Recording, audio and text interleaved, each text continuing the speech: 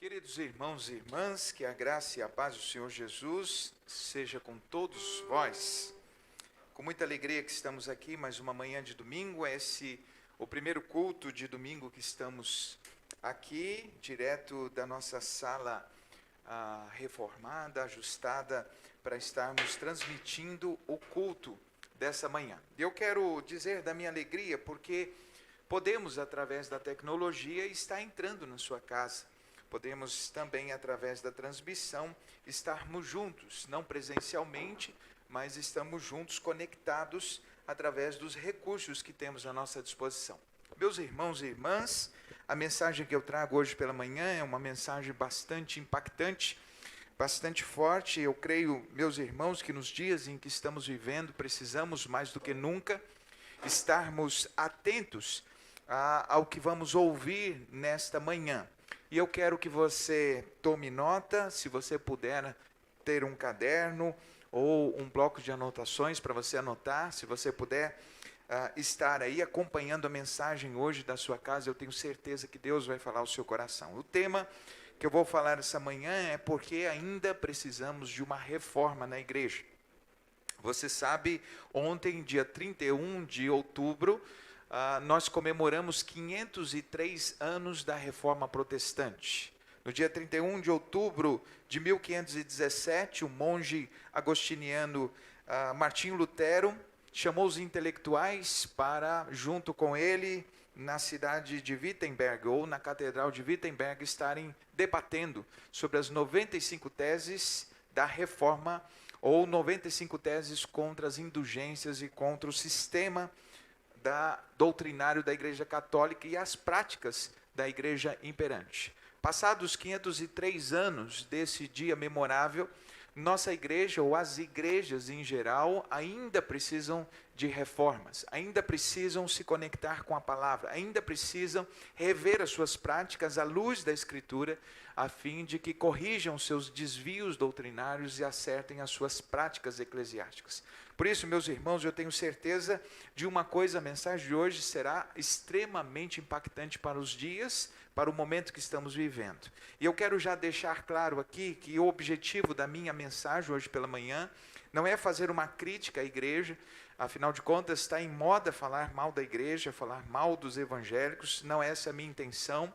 Eu faço parte da Igreja Batista do Jardim das Oliveiras, faço parte da igreja brasileira. Tenho muita alegria, muito orgulho de reconhecer muitos ministérios sérios, muitos pastores comprometidos com o evangelho, com a palavra. Então, a minha pregação hoje pela manhã não é uma crítica à igreja, ao evangelicalismo, mas algumas práticas, alguns desvios que se pode observar diante daquilo que conhecemos ser a tradição cristã e principalmente a Escritura Sagrada, que é aquela que é nossa regra de fé e prática. E eu convido você que está na sua casa a abrir a sua Bíblia em dois textos. O primeiro texto é a primeira carta de Paulo aos Coríntios, capítulo de número 3, verso de número 11. E o segundo texto, 2 Coríntios, capítulo de número 3, verso de número 8. O primeiro texto, 1 Coríntios, capítulo de número 3, verso de número 11, diz assim: porque ninguém pode colocar um outro fundamento, além do que já está posto, o qual é Jesus Cristo. Porque ninguém pode colocar um outro fundamento, uma outra base, além da qual já está posta, o qual é Jesus Cristo. Em 2 Coríntios capítulo 3, verso de número 8, diz: porque nada podemos contra a verdade, senão pela verdade. Porque nada podemos contra a verdade, senão pela verdade. As 5 coisas que eu quero enfatizar aqui hoje, referente àquilo que eu chamo de revisitar as nossas igrejas, de revisitar a ideia, a cultura evangélica no nosso país, a fim de que a gente retorne à Escritura. Não tenho a pretensão de ser um Martinho Lutero, até porque reconheço as minhas limitações, mas entendo, meus irmãos, que cada pastor que tem a sua formação teológica, que cada pastor que tem a Bíblia como sua referência, precisa se voltar à Escritura, a fim de que seus ministérios, suas igrejas e o povo a quem ele dirige não venha se desviar ou se enveredar por práticas e caminhos inadequados. E eu faço pelo menos 5 observações sobre a igreja brasileira e que precisam ser questionadas e que precisam ser observadas à luz da palavra de Deus. E a primeira observação é o que eu chamo de uma hermenêutica deturpada. A igreja brasileira está tendo graves problemas em relação à hermenêutica. Para você que não está habituado com esse termo, a hermenêutica é a área da teologia, que estuda a área não só da teologia, mas a palavra hermenêutica, ela significa a ciência da interpretação das coisas, a ciência da interpretação bíblica. Quando nós vemos pela história da igreja, a gente observa que no passado, o catolicismo fez a teologia a partir do princípio hermenêutico da autoridade da igreja. Era a igreja que determinava o que era certo e errado. Eram os seus sacerdotes. O pressuposto filosófico é a tradição da igreja. Era aquilo que os seus sacerdotes impunham.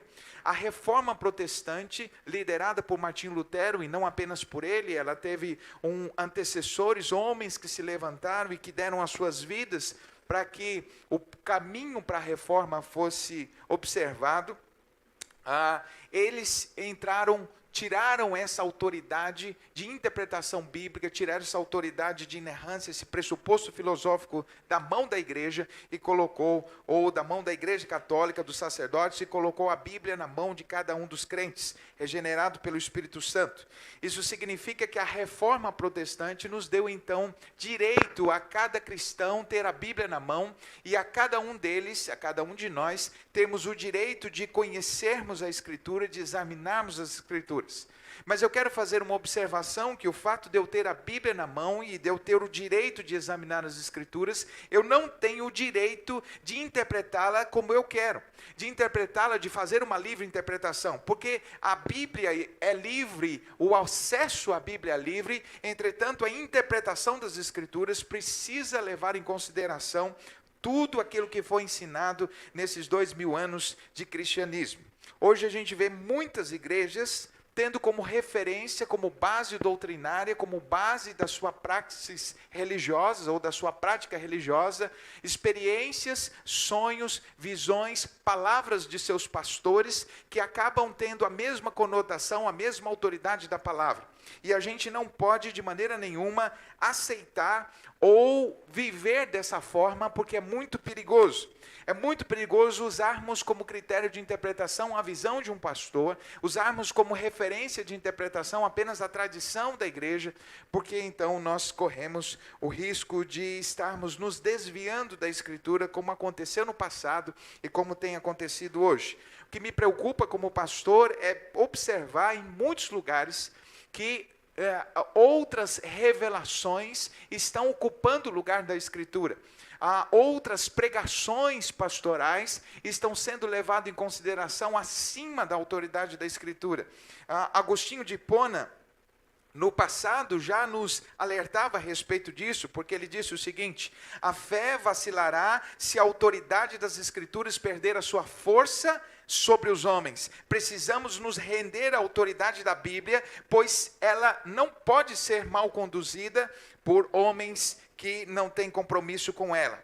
O R.A. Torrey disse certa vez: o homem verdadeiramente sábio é aquele que sempre vai crer na Bíblia contra a opinião de qualquer outro homem. E George Miller termina dizendo: se o Espírito Santo nos guia em tudo, ele irá fazê-lo de acordo com a Escritura e nunca de maneira contrária a ela. Portanto, se é o Espírito que está nos conduzindo neste tempo, é óbvio que ele jamais vai nos conduzir a uma interpretação, a um caminho, a uma prática que contraria a Escritura.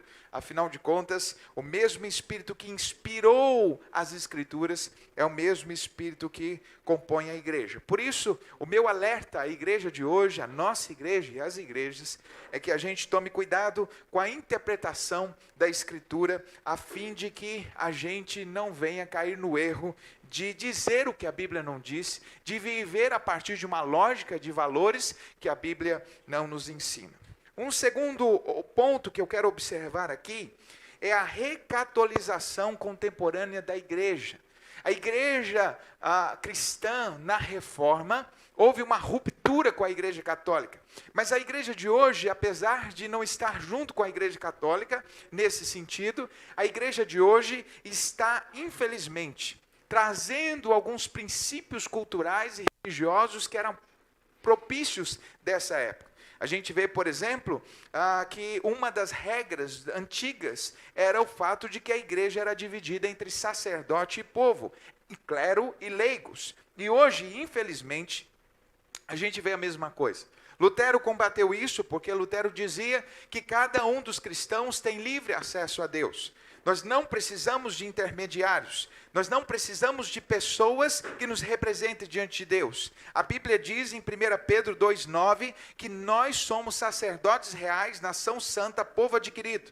Ou seja, a reforma no passado trouxe a compreensão do sacerdócio universal dos crentes. Infelizmente, hoje, nós temos visto muitas pessoas separando as pessoas entre o clero e os leigos. Ou seja, entre o pastor, como se o pastor, o bispo ou o apóstolo tivesse uma autoridade, tivesse uma unção tão especial que o diferenciasse dos outros de uma tal maneira que só as orações do sacerdote que vale, só a palavra do sacerdote é autoridade, Deus só ouve a oração do pastor, Deus só ouve a oração do líder da igreja, e isso é algo contrário àquilo que a Bíblia nos diz. A Bíblia vai nos dizer, por exemplo, em Hebreus, capítulo 10, verso 19 a 23, tendo, pois, irmãos, ousadia para entrar no santuário pelo sangue de Jesus, pelo novo e vivo caminho que ele nos consagrou, pelo véu, isto é, pela sua carne, tendo um grande sacerdote, que não sou eu, não é você, e não é nenhum outro pastor, é Jesus, cheguemo-nos com verdadeiro coração e inteira certeza de fé, tendo corações purificados da má consciência e o corpo lavado com água viva, retenhamos firmes a confissão da nossa esperança, porque fiel é aquele que nos prometeu. Ou seja, o que é que eu estou dizendo? Que todos nós temos livre acesso a Deus. Não é só o pastor que quebra maldições. A oração feita por um justo, diz Tiago, pode muitos seus efeitos. Esse justo não é o ungido do Senhor, esse justo é cada crente justificado, salvo e transformado por Jesus. Portanto, essa ideia de que a igreja se divide em um clero especial, em um homem especial, e pessoas comuns, como se Deus ouvisse de acordo com a posição eclesiástica e não levasse em consideração o coração, não levasse em consideração o fato de que ele não está pouco preocupado com seus títulos, ele conhece o nosso coração. Por isso, meus irmãos, eu quero então fazer esse alerta que se tem usado inadequadamente a figura do sacerdote do Antigo Testamento para descrever o pastor de hoje. Os pastores de hoje não são sacerdotes do Antigo Testamento. Não é o ungido detetor de um poder especial que outros não têm. O pastor é um homem a quem Deus separou, o líder é aquele a quem Deus separou para uma obra extraordinária, mas é um homem comum. Embora a Bíblia nos ensine, meus irmãos, em Hebreus capítulo 13, verso 17, que precisamos ser obedientes e respeitar os líderes espirituais, sendo submissos à sua autoridade, porque eles zelam por vós, como quem deve prestar contas dos seus atos, para ministrarem com alegria e não murmurando. Então a Bíblia recomenda você ser obediente, a você respeitar o seu pastor, a você cuidar dele, orar por ele, mas a Bíblia não diz que o seu pastor é um sacerdote, que o seu pastor é aquele que vai fazer sobre você uma cobertura especial, de maneira que sem o pastor você não pode estar com Deus, sem o pastor você não vai chegar a lugar nenhum. Isso não é um ensino da Escritura. O pastor, e eu digo isso sobre mim e sobre os outros pastores que estão me ouvindo, o pastor não é o anjo. O pastor não é o anjo na acepção do ser angelical. O pastor é o anjo enquanto angelos, aquele que transmite a mensagem. O pastor não é um super-homem, é um homem com falhas, é um homem com defeitos, é um homem com fraquezas, é um homem com sentimentos como os outros, porque se nós não fôssemos assim, jamais poderíamos ser modelos para as nossas congregações. O pastor não é uma obra acabada, não é super espiritual, não é um homem extraordinário, é um homem comum, com um chamado especial, é um homem com as suas limitações, que procura servir diante de um ministério grandioso e maior do que ele, com o qual ou através do qual ele jamais poderá cumprir sem a ajuda e o cuidado do Espírito Santo. É um homem que precisa de oração, de paciência, de olhar amoroso dos irmãos, da misericórdia de muitos. Deus nos colocou numa posição extraordinária para servirmos a Ele, mas somos homens comuns. Somos homens como você, também o é. Portanto, a oração do pastor não é mais poderosa que a sua. A unção do pastor não é mais poderosa que a sua. Nossa capacitação do alto está de acordo com o nosso ministério. É óbvio que Deus vai ter uma graça sobre nós, que compreende a dimensão e o desafio dos nossos ministérios. Mas essa ideia de que o pastor é o sacerdote, de que a oração do pastor é mais poderosa, de que o pastor e você precisa do pastor para se chegar a Deus, é algo totalmente contrário à Escritura. Cada um de nós podemos ter livre acesso a Deus. A terceira observação que eu faço em relação à igreja de hoje, que eu tenho visto, é uma rejudaização da igreja evangélica. Há diversas igrejas que a gente vê castiçais de 7 braços, estrela de Davi ao invés da cruz, bandeira de Israel, menorá, arca da aliança, guardando festas judaicas e até incensários em seus salões de culto. Deixa eu te lembrar que Israel é o berço do Evangelho, mas não é o seu centro, o seu fundamento. O fundamento do Evangelho é Cristo e não Israel. Não seguimos a religião judaica, nós seguimos a Cristo. Paulo, no seu tempo, combateu isso com grande veemência. Ele disse que a circuncisão não é na carne, é no coração. A lei nos serviu apenas de instrumento, de aio, para nos levar a Cristo. Não precisamos mais de sacrifícios, festas judaicas, tabernáculos, em nada mais a respeito dessas coisas. Depois da pregação genuína do Evangelho, não há mais lugares e objetos santos. O que há são pessoas transformadas pelo Evangelho. A velha aliança e todas essas coisas são apenas sombras do que haviam de vir, segundo Colossenses capítulo 2, verso 16 e 17, que diz: portanto, ninguém vos julgue pelo comer ou pelo beber, ou pelos dias de festa, ou lua nova, ou dos sábados, que são apenas sombras das coisas futuras, mas o corpo é de Cristo. Portanto, o prédio onde a igreja se reúne não é santuário, nem é morada de Deus, é salão de culto. O púlpito não é o altar, o púlpito é o lugar onde um homem santificado por Deus, transformado pelo Evangelho, transmite a mensagem. Deus não mora em lugares específicos, o eterno não mora em casas feitas por mãos de homens, conforme Atos 17, 24, 1 Coríntios 3, 16 e Hebreus 3, 6. Deus não está perto de alguém em Jerusalém, mais perto de alguém em Jerusalém, do que Ele está em alguém na floresta amazônica, nos condomínios, nas favelas, nos cortiços das grandes cidades. No Evangelho de Jesus aqui, Deus está perto do coração contrito, Deus está perto daqueles que o invocam em espírito e em verdade. Portanto, não há montes, não há lugares específicos que me aproximam de Deus, há atitudes específicas, há corações transformados, as quais Ele toca. Deus não pode ser encontrado em nenhum lugar. Não temos uma terra santa, e sim gente transformada pelo Evangelho. Portanto, pessoas que querem fazer do Evangelho de hoje uma junção entre Evangelho e Israel, está completamente longe da Escritura, porque a gente nunca foi chamada para seguir a religião de Israel, nós fomos chamados para seguir a Cristo, o Senhor. A quarta observação que eu faço é o sincretismo religioso. As práticas evangélicas atuais trouxe um problema muito sério, porque derrubou o muro entre feitiçaria, espiritismo e evangelho.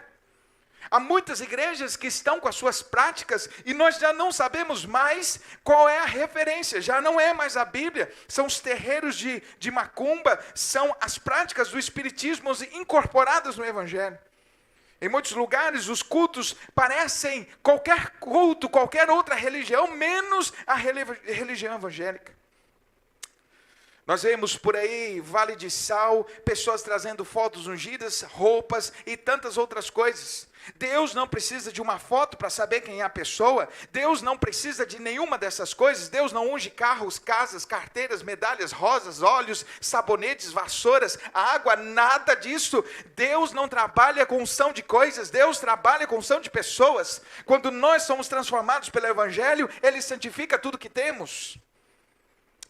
A Bíblia diz em Colossenses capítulo 2, verso 8, tende cuidado para que ninguém vos escravize por vãs e enganosas filosofias que se baseiam nas tradições humanas e não na religiosidade, na falsa religiosidade desse mundo e não em relação a Cristo.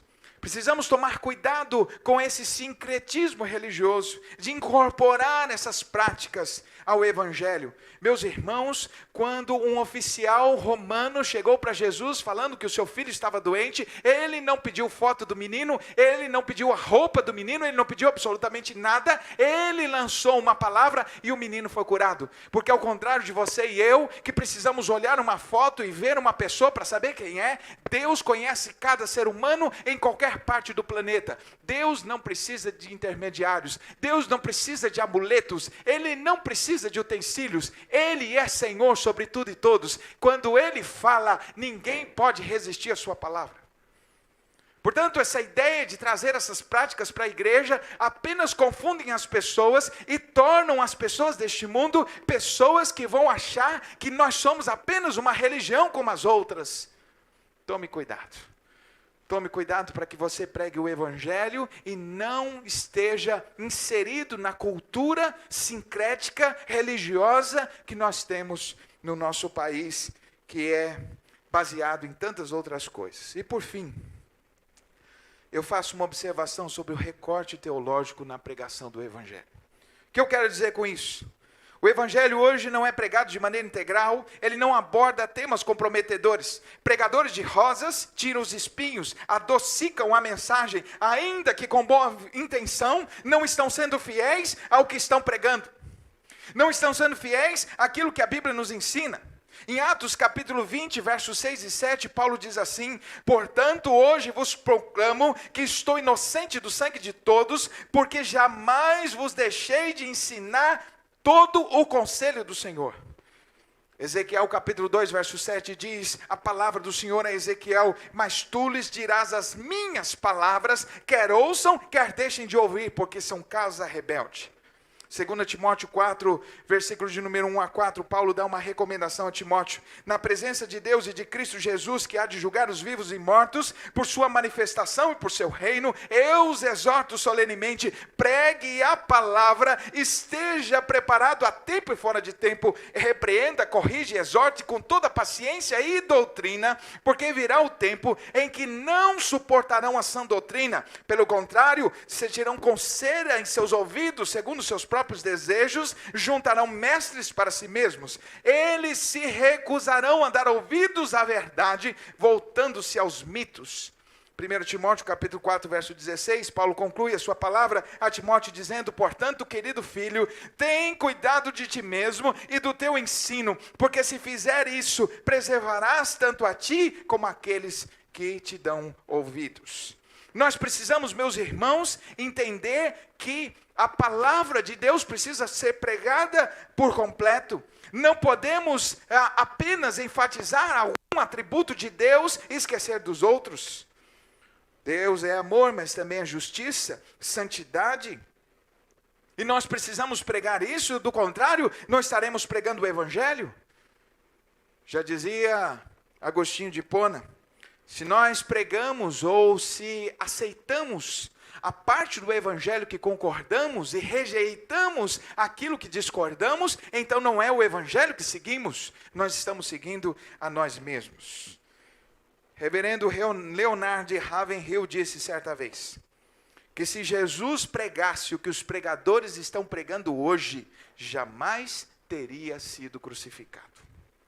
Oh, meus irmãos, muitos pregadores estão querendo fazer a política da boa vizinhança, estão querendo que que as suas pregações, que as suas mensagens sejam recebidas por tudo e todos. Deixa eu te lembrar que antes da mensagem do Evangelho ser uma boa notícia, ela é uma péssima notícia. Antes de trazer a graça, ele nos traz consciência da nossa condenação. Antes de falar sobre o céu, o Evangelho também fala sobre o inferno. Portanto, não temos o direito e nem a autoridade para, no processo de atualização da Bíblia, negarmos sua autoridade, seus princípios, seus valores e seus pilares. A sociedade mudou, mas Deus e seus valores continuam o mesmo. Deus não mudou e nunca vai mudar, porque Ele tem um atributo que nós não temos. Deus é onisciente. A palavra onisciente significa Ele sabe tudo, de todos, em todo o tempo. Deus jamais é surpreendido. Deus não precisa que a gente entenda que nos dias de hoje o que Ele falou no passado não serve.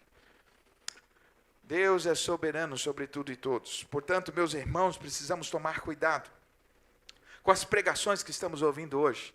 E nesse tempo, e eu quero te lembrar isso, nesse tempo de cultos online, nesse tempo de YouTube e tantas outras coisas, nós somos tentados a não ouvir os nossos pastores. Somos tentados a ouvir aquele que satisfaz ou aquele que nos alegra, mas tome cuidado com o que você está ouvindo, tome cuidado com o que você está vendo, tome cuidado com as mensagens que você está guardando no seu coração, porque você pode estar tendo alimento que não é saudável e pode estar acabando com a tua saúde e com os teus valores espirituais. Portanto, meu irmão e minha irmã, tome cuidado com as mensagens adocicadas.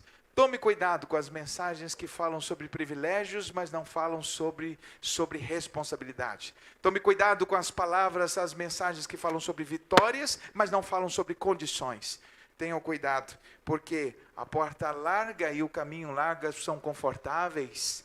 Eles são bons de lidar, mas tanto a porta larga quanto o caminho largo conduz à perdição. A Bíblia diz: entre pela porta estreita, porque apertada é a porta que conduz à vida, e apertada é a porta, estreito o caminho que conduz à vida, e poucos são os que a encontram. Larga é a porta, espaçoso o caminho que conduz à perdição, e muitos são os que entram por eles. E eu quero, meus irmãos, terminar reiterando as 5 pilares da reforma.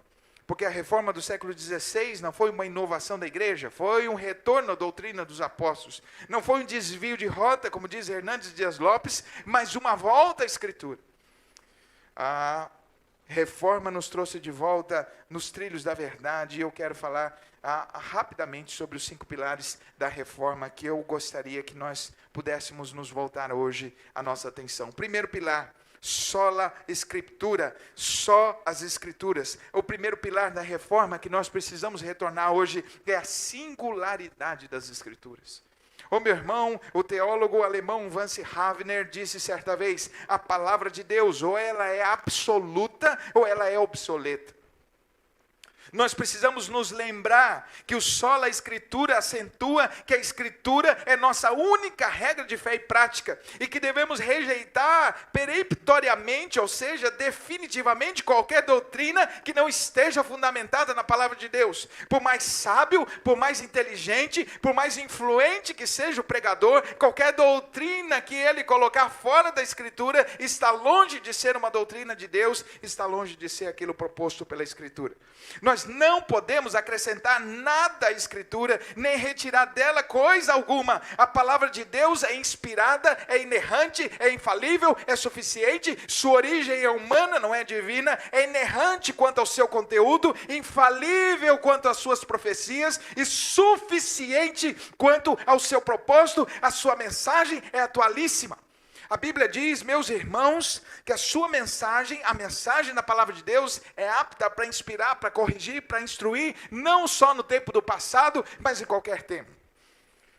O grande evangelista que pisou essa terra, o Billy Graham, dizia: a Bíblia é mais atual do que o jornal que irá circular amanhã. Edith Dean disse: a Bíblia jamais envelhece.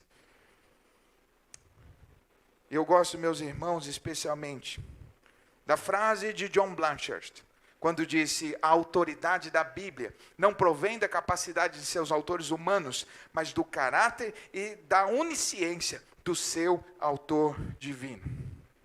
Não precisamos e nem podemos acrescentar nossas experiências, nem as nossas tradições, nem as nossas interpretações falhas, falíveis, à mesma autoridade da palavra de Deus. Não são nossas experiências que legitimam as Escrituras, nossas lentes, mas é ela, a Escritura, que julga nossas experiências, que corrigem as nossas lentes.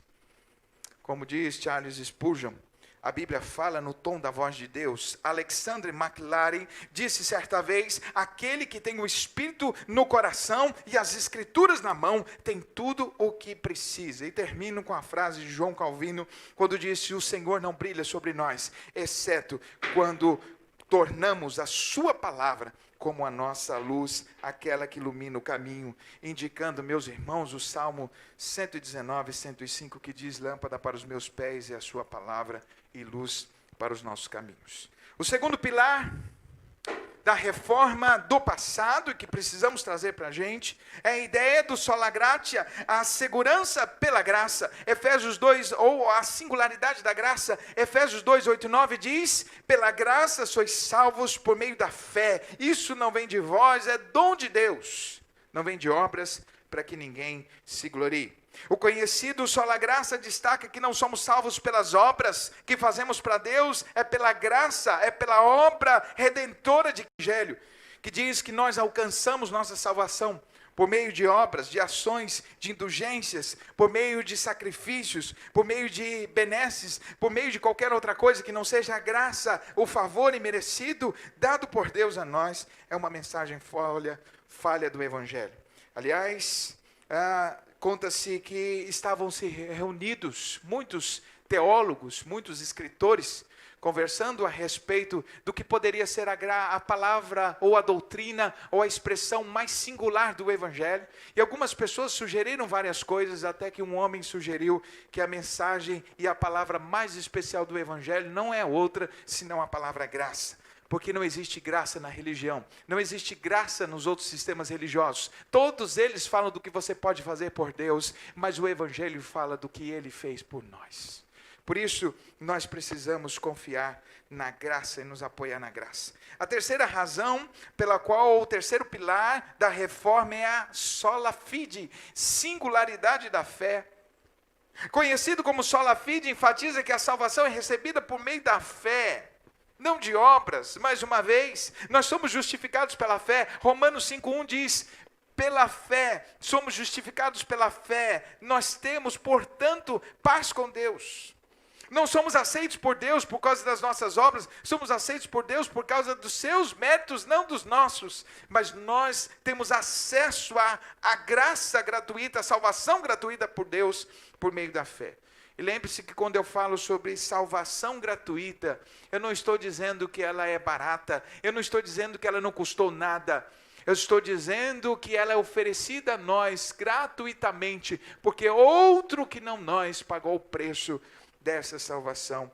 E você sabe muito bem, aquele que nos amou tanto a ponto de verter o seu sangue na cruz do Calvário. A fé não é a causa meritória da nossa salvação, mas é a causa instrumental. O que significa? Não somos salvos por causa da fé, somos salvos através da fé. A causa meritória da salvação é o sacrifício substitutivo de Cristo. A fé nos faz apropriar dos benefícios que Ele nos deu. Ou seja, é como um homem que está no mar, e a fé é o braço estendido, a boia salvadora de Deus para conosco. Quarto pilar e penúltimo, solos Christus, a singularidade de Cristo.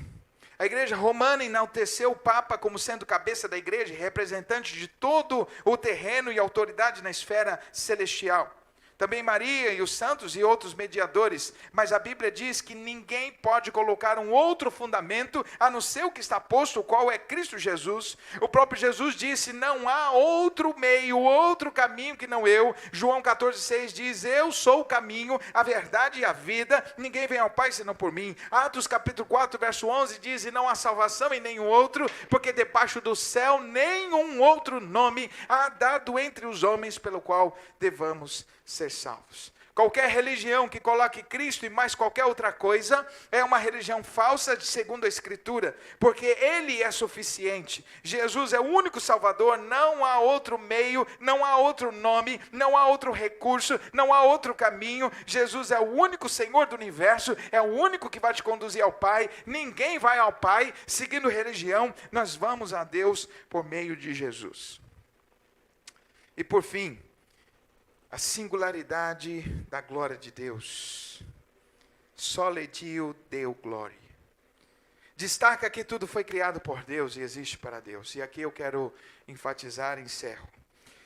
O fim da nossa própria existência é glorificar a Deus e gozá-lo para sempre. Desfrutar da sua presença para sempre, como nos alerta um grande pregador na palavra de Deus. O homem não é o centro do universo, é Deus que é. É muito interessante observar que Deus não fez tudo por nós. Deus não fez tudo pensando em nós. Isso pode ser muito bonito de ser falado, isso é gostoso de ser ouvido, mas isso é uma mentira. A Bíblia diz que tudo foi criado para o louvor da sua glória. Inclusive você e eu. A Bíblia diz em Efésios capítulo 2, verso 10, porque somos feituras suas, criados em Cristo Jesus para o louvor da sua glória. Portanto, meus irmãos, nós não somos o centro do universo. Nós não somos a razão pela qual Deus fez tudo.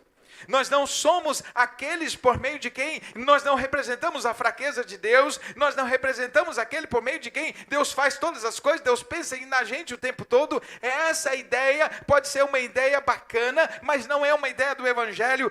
Tudo que Deus fez, toda a sua criação, inclusive nós, fomos criados para a glória de Deus. A ponto de Paulo dizer em 1 Coríntios 10, 31, portanto, quer comais, bebais ou façais qualquer outra coisa, fazei tudo para a glória de Deus. Charles Spurgeon, pensando sobre a questão da glória de Deus, diz algo extremamente forte e impactante para nós hoje. Ele disse: eu não me importo de ser chamado de intolerante, de fanático ou mesmo de idiota. Para mim nada significa se eu estiver comprometido em pregar para a glória de Deus. Para mim não importa ser intolerante, fanático ou idiota. De nada significa para mim, contanto que eu esteja comprometido em pregar para a glória de Deus. Então talvez você vai me escutar e dizer: é mais um fanático. É mais um desses pastores quadrados e tradicionais. E deixa eu dizer para você, depois de ter estudado teologia por mais de 14 anos, depois de ter chegado ao grau máximo da teologia, o grau de doutor e de especialista na teologia, eu posso dizer a você que a teologia não é maior do que a Bíblia, e de que o conhecimento humano jamais vai chegar à plenitude daquilo que Deus nos dá. Como disse o doutor e pastor Jonas Madureira no seu livro A Inteligência Humilhada, nós deveríamos nos reconhecer, ou reconhecer isso o quanto antes, que a nossa inteligência, que a nossa visão de mundo, que a nossa compreensão, ela é totalmente limitada. O que conhecemos de Deus é muito pequeno. Paulo, muito mais sábio do que nós, Paulo disse certa vez: eu o conheço em parte, e aguardo o dia que então o conhecerei em plenitude.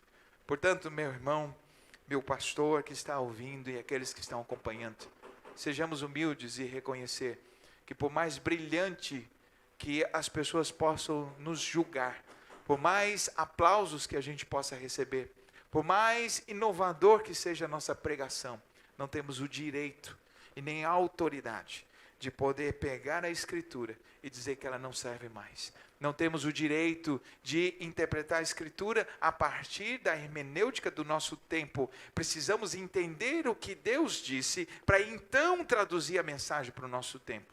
Mas não podemos mudar. Eu quero lembrar do que a Bíblia diz, que se nós tirarmos ou acrescentarmos qualquer coisa da lei, nós haveremos de prestar contas com o Senhor. Por isso eu termino minha mensagem dizendo que precisamos de uma nova reforma, sim, que ponha o espiritual acima do material, que ponha a Escritura acima das nossas experiências e das nossas interpretações, que submeta tudo e não apenas alguns aspectos doutrinários ao crivo das Escrituras. Precisamos de uma reforma que nos faça nos voltar para Deus, ter apenas Cristo como Senhor e caminho único, uma reforma que nos faça entender e aceitar a Bíblia e a sua palavra como sendo regra de fé e prática. Meus irmãos, está aqui a minha compreensão sobre as coisas que têm acontecido, está aqui a mensagem, que eu não estou preocupado se o irmão vai concordar ou não vai concordar comigo. Eu estou preocupado apenas em ser fiel à minha consciência, em ser fiel à Escritura e ao ministério que Deus me confiou. E eu espero que essa mensagem possa ter te despertado. Afinal de contas, não são com as pessoas deste mundo que a gente vai tratar. A gente vai tratar com o Senhor, aquele que nos deu a palavra, aquele que nos chamou para sermos fiéis. Como diz Paulo a respeito dos irmãos de Coríntios, convém que os seus dispenseiros, que os seus pastores, que os seus líderes sejam encontrados fiéis ao que Deus lhe confiou. E meus irmãos, que esse seja o nosso desafio. Não se deixe levar. A mensagem, muitas vezes, ela pode ser agradável aos ouvidos, mas ela pode ser muito amarga para a sua vida cristã. Que o Senhor abençoe a sua palavra e eu te convido a orar comigo nesse instante. Senhor, estamos diante do Senhor, estamos diante da tua palavra. Reconhecemos nossas fraquezas, nossos pecados, nossas falhas. Reconhecemos que sem ti, sem a tua palavra, estamos perdidos. Reconhecemos que nenhum de nós, meu Deus, tem a prerrogativa de se julgar pessoa acabada. Todos nós somos uma obra que o Senhor está aperfeiçoando até o dia do Senhor. Por isso, ó Deus, queremos antes de qualquer coisa te pedir perdão pelos nossos pecados. E te pedir que o Senhor nos ajude, especialmente a nós pastores, líderes, irmãos da igreja, irmãos e irmãs da igreja brasileira. Meu Deus, não nos permita nos perder. Não nos permita, Senhor Deus, seguir correntes e, ó Deus, vãs filosofias que contrariam a tua escritura. Não, ó Deus, nos permita seguir ventos de doutrina que vão nos afastar da sã doutrina, que pode, ó Deus, nos manter puros, que pode nos manter fiéis, nos manter íntegros diante do Senhor. Eu oro pela igreja da qual o Senhor me deu, ó Deus, o privilégio de ser pastor. Eu oro por cada um dos irmãos desse rebanho. Que o Senhor os abençoe, que o Senhor os guarde, que o Senhor nos mantenha unidos, que possamos estar sempre juntos, debruçados debaixo da tua palavra, a fim de que o ministério seja conduzido pelo Senhor e pela sua palavra. Deus, tu conheces nossas falhas, tu sabes que somos falhos e imperfeitos. E eu oro para que o Senhor tome conta da tua igreja. E eu oro para que cada pastor e cada líder dessa nação seja comprometido com a tua palavra e não com os homens. Ó Deus, como diz Paulo, convém antes agradar ao Senhor do que aos homens. Que assim seja a nossa filosofia de ministério, que assim seja a nossa filosofia de vida. Deus, abençoe o teu povo, abençoe a tua igreja. E nesse tempo de confusão religiosa, nesse tempo de escuridão teológica, nesse tempo de analfabetismo bíblico, nos ajude a nos voltarmos para a tua palavra. Eu oro, Senhor Deus, pelos meus irmãos, eu oro por mim e eu oro pelos teus servos que têm a incumbência de pregar a tua palavra. Nos ajude, Senhor, em nome de Jesus. Amém. Amém. Queridos irmãos e amigos, estamos chegando ao final do nosso culto hoje. Eu quero agradecer a toda a equipe aqui que está conosco, os irmãos que estão aí nos bastidores. Que Deus abençoe cada um de vocês. Quero dizer que a reforma está a todo vapor e eu creio que talvez você tenha percebido algumas interrupções ao longo da palavra. Foram os irmãos lá em cima tirando forro. Estamos comprometidos com isso. E como eu tenho dito, meus irmãos, nós precisamos de você.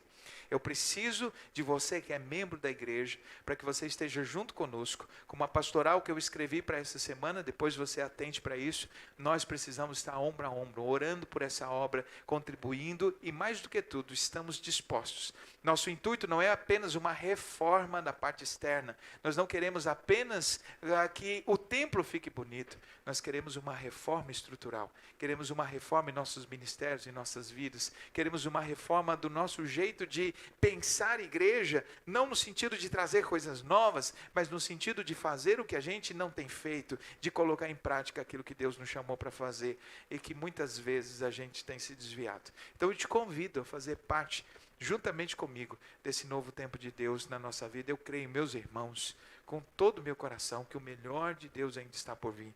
Esse ano foi tão difícil para todos nós, um ano tão difícil em todos os aspectos. Eu não sei como está a sua vida, eu não sei como estão as coisas. Esse tempo nos afastou uns dos outros, mas eu preciso que você se volte para Deus. Eu preciso de você aqui conosco, porque nós queremos e desejamos ter uma igreja que agrade a Deus e que cumpra o seu chamado nessa terra. Então estamos comprometidos com isso. E eu oro para que vocês façam parte desse grupo, desses irmãos e irmãs que farão a diferença não só no Jardim das Oliveiras, mas aonde a nossa voz e aonde essa igreja tiver impacto, tá bom? Se essa mensagem falou o seu coração, não deixe de compartilhar, para que outras pessoas também estejam tendo acesso a elas. Nós gostamos de compartilhar muita coisa, inclusive críticas, mensagens e trechos de mensagens de outros pregadores, mas precisamos então estar comprometidos em compartilhar também a sã doutrina, a pregação do Evangelho, tá certo? Eu conto com você para fazer isso. Que Deus abençoe a sua vida e você aí na sua casa. pode estar tendo o meu desejo é que você tenha um domingo abençoado e que você continue conosco. Só reiterando aqui para encerrar, nossos cultos são às quartas-feiras, às 20 horas, e aos domingos, apenas na parte da manhã, das 10 até as 11, 11h15 no máximo, nós já estamos encerrando as nossas atividades, tá bom? Que Deus abençoe sua vida, ótimo domingo para você, e que o Senhor e a sua palavra sejam o guia da sua vida espiritual. Que Deus abençoe, até o próximo domingo, até a próxima quarta-feira, aliás, querendo Deus, estaremos aqui transmitindo a palavra. Deus abençoe, ora por nós, ora pela sua igreja e vamos juntos fazer a obra do Senhor. Deus abençoe, até a próxima.